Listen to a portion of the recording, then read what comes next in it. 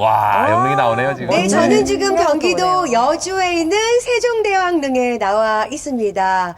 네, 이를 불쌍히 여겨 새로 28글자를 만드노니. 냉간호니.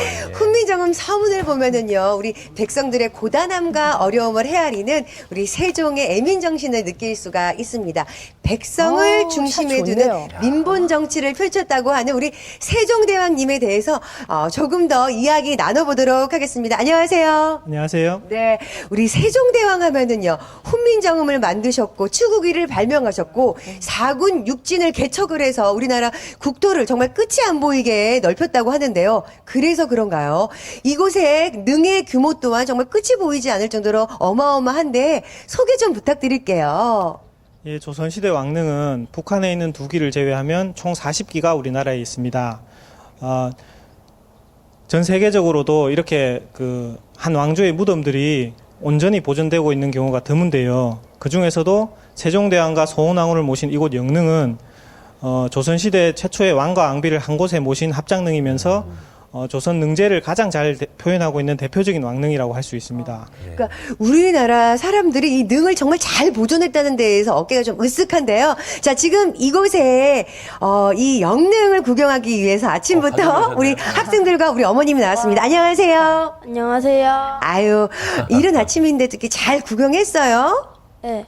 근데 보니까 어떻게 좀 궁금한 거 있지 않아요? 세종대왕님께서는 어렸을 때부터 똑똑했는지 그리고 또 언제 돌아가셨는지 궁금해요. 네. 아니, 어떻게 우리 세종대왕님은 어렸을 때부터 똑똑하셨나요? 예, 세종대왕께서는 어렸을 때부터 굉장히 총명했다고 기록이 나와 있고요. 건강에 무리가 갈 정도로 책 읽기를 좋아하셨다고 그렇게 기록이 되어 있습니다. 아무래도 책 읽기를 좋아하다 보니까 운동 부족이 좀 있었고요. 식성이 굉장히 좋으셨고 특히 육식을 즐기셨다고 나와 있습니다. 그래서 이런 것들이 겹쳐서 아마 당뇨병이 오셔서 고생하시다가 54세에 승하하시게 되었습니다. 네, 총명하셨지만 운동이 조금 부족하셨다고 하는데 궁금증이 좀 해소됐죠? 또 다른 궁금증이 있을까요? 다른 능들은 서울에 왔는데 왜 특별히 세종대왕릉만 여주에 있는지 궁금해요. 오, 저도 궁금하네요. 왜 세종대왕릉만 이건 여주에 있을까요? 예, 일반적으로 조선왕릉은 궁궐 백리 안에 위치를 하게 됩니다. 세종대왕의 영릉도 원래는 서초구 내곡동에 있는 헌릉 아래쪽에 위치를 했었는데요. 영릉 조성 이후에 임금이 일찍 돌아가신다든지 하는 안 좋은 일들이 계속 이어지니까 신하들이 이곳에 터가 안 좋다, 능을 옮겨야 된다라는 주장을 제기를 해서 세조가 승하한 이후에 예종이 즉위하면서 우리나라의 가장 좋은 길지를 찾아라라고 해서 찾다가 발견한 이곳 여주에 옮겨오게 되었습니다.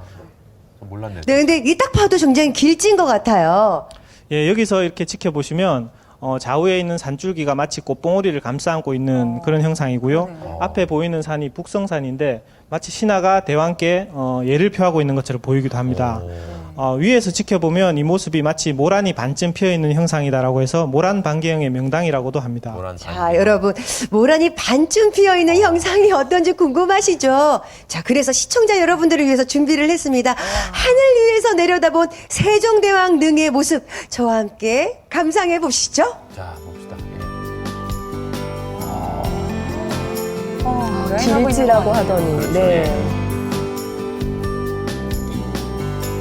뒤로 산을 이렇게 감싸고 계산입니다. 네, 참 좋습니다. 편히 잠들어 계실 거예요.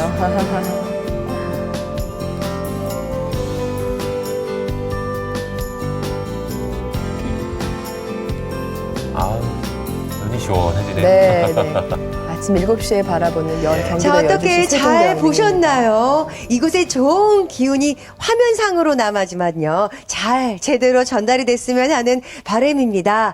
자, 그리고 이곳에서 내일 우리 세종대왕의 탄신을 기념하는 또 행사가 있다면서요. 예, 내일 5월 15일이 세종대왕 탄신일인데요.